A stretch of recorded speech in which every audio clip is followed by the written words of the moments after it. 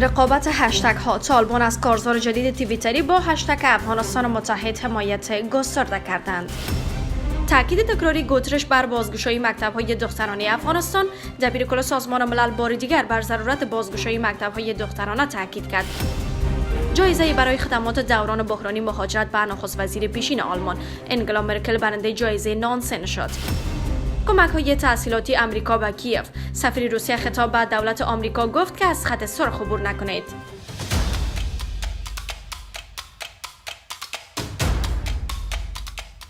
سلام و وقتتان بخیر. به خبرهای ساعت 10 با من زهره کریمی از آموش نیوز خوش آمدید. کارزار جدید با هشتگ افغانستان متحد در توییتر آغاز شده است که حمایت گسترده طالبان را با خود دارد. به نظر می آید که این کارزار واکنش به کمپاین نسل‌کشی هزاره ها را متوقف کنید با بیشتر از 8 میلیون توییت است که به طور بی سابقه ترند اول افغانستان در توییتر شده بود. کاربران توییتر در کمپاین توقف نسل‌کشی هزاره ها از طالبان به خاطر عدم محافظت از مردم هزاره در برابر حملات هدفمند تروریستی انتقاد کرده اند.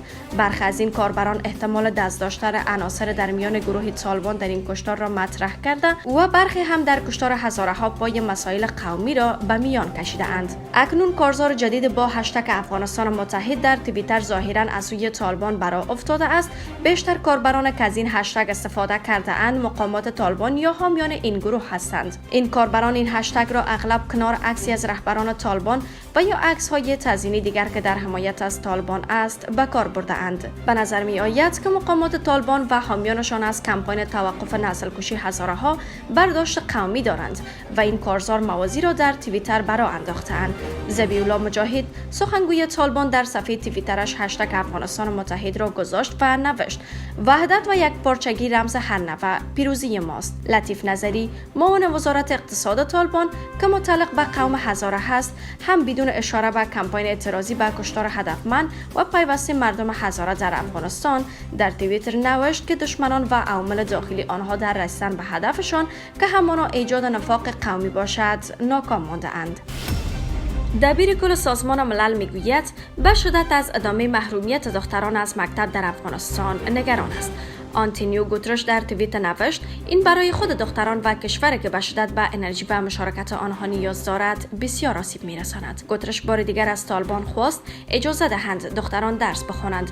بیش از 1 سال است که طالبان به دختران بالاتر از صنف ششم اجازه نمیدهند به مکتب بروند. سازمان ملل و نهادهای مدافع حقوق بشر بارها از طالبان خواستند که مانع آموزش دختران نشوند، اما در سطح رهبری طالبان در مورد آموزش دختران اختلاف جدی وجود دارد و از همین رو این گروه تا اکنون درباره آموزش دختران به اتفاق نظر نرسیدند. اخیراً شیر محمد استانکزی معین وزارت خارجه طالبان و چهره شناخته شده این گروه در نشستی در کابل اعلام کرد که آموزش بر مرد و زن فرض است و هیچ کس نباید مانع آموزش دختران شود. در همان جلسه وزیر امر به معروف و نهی از منکر طالبان در واکنش به سخنان آقای استانکزی اعلام کرد که آموزش علم مباح است و نباید وقت خود را به مباحات ضایع کنیم.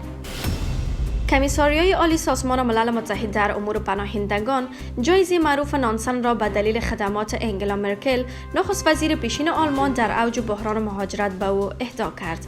این جایزه دوشنبه شب 8 اکتبر در مراسم ویژه‌ای در شهر ژنو به خانم مرکل داده شد. کمیساریای عالی پناهندگان سازمان ملل با اهدای این جایزه به انگلا مرکل نقش او را در اوج بحران مهاجرت در سالهای 2015 و 2016 مورد تمجید قرار داد. مرکل در سخنرانی امتنانیش گفت که در آن برهه زمانی شمار زیاد در شهرداری ها، نواحی و محلات و همچنان افراد رضاکار برای غلبه بر چالش‌های ناشی از سرازیرشتن شمار زیاد مهاجران کمک کردند. او افزود در درجه اول این افتخار به خاطر افراد بیشمار است که در آن زمان به همدیگر کمک کردند. ممنون آنهایی هستیم که با کمکشان موفق شدیم و بر مشکلات غلبه کردیم. نخست وزیر پیشین آلمان حدود 1 ماه پیش به پاس تلاش‌های برای استقبال از پناهندگان برنده جایزه سال 2022 صلح یونسکو نیز شناخته شد. انگلا مرکل 16 سال پیاپی نخست وزیر آلمان بود. او در اوج بحران مهاجرت به دلیل پذیرش شمار زیادی از پناهجویان از کشورهای مختلف از جمله سوریه تحت فشار برخی از احزاب سیاسی در داخل این کشور قرار داشت.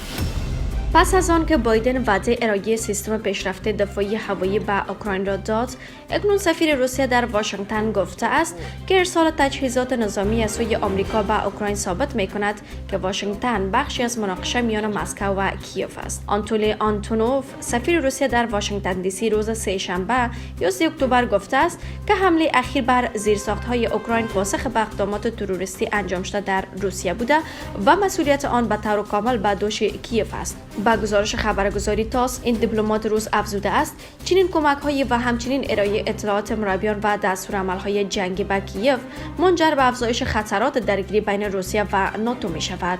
آنتونوف از امریکا و متحدانش خواسته است تا از خطوط قرمزی که به آن نزدیک شده اند عبور نکنند و از پنپاش دولت کیف با سلاح‌های مرگبار دست بردارند. او تاکید کرده است ما انتظار واکنش دیگر از سوی دولت آمریکا را نداشتیم. با این حال ما اظهارات بایدن در مورد قصد آنها برای حملات از زلنسکی با تجهیزات نظامی پیشرفته را شاهد دیگری بر این می‌دانیم که واشنگتن وضعیت خود را به عنوان یک شرکت کننده در مناقشه اوکراین تثبیت کرده است. در همین حال ولادیمیر پوتین رئیس جمهور روسیه روز دوشنبه به کیف هشدار داد که اگر تلاش کند بر حملات تروریستی در روسیه ادامه دهد با برخورد سخت مواجه خواهد شد.